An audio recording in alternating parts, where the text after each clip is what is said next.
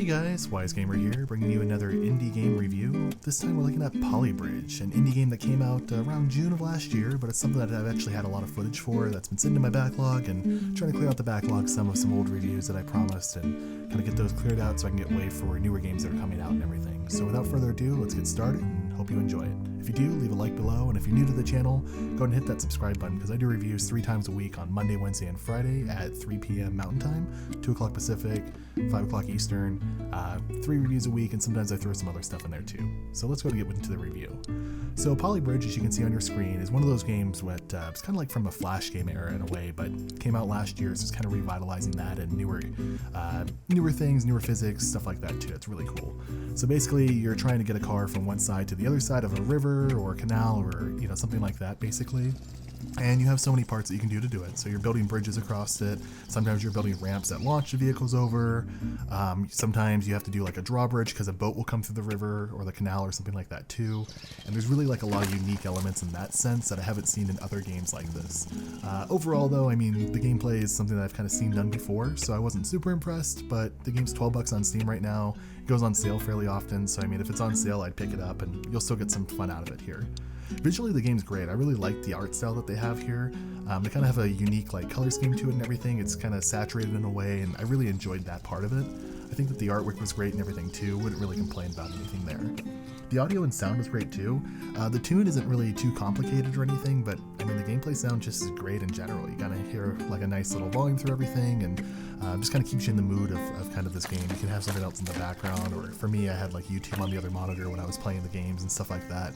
Not a big deal, but if you do listen to the music, it's also kind of a nice sound there too. The replayability is pretty big too, so obviously you want to try to complete it as best as possible, but I've seen people make like these crazy bridge contraptions that go like all over the place. You'll see some of my builds are pretty crazy too. Some of the maps are a little difficult, so trying to do it in the minimal amount of material possible or just in different ways is one way you can think about it. Going through and just trying to beat the game to begin with, there's quite a few different levels and designs and stuff like that too. And I found myself going back and playing it just, a couple more times because there's just some maps that I just could not do. So I'd go back to an old map and try to make a new way to do it, and then I'd find something else and be like, oh, that's how I can do this new map. Okay, let's do that, let's move on and go forward. Otherwise, there's not too much else to do as far as replayability, but again, the game's $12, and when it goes on sale, even if it's like 25% off or half off or something like that, I'd still go out and pick it up. I think it's pretty good. For drawbacks, I mean, really, I think the game's priced pretty competitively for what you get out of it.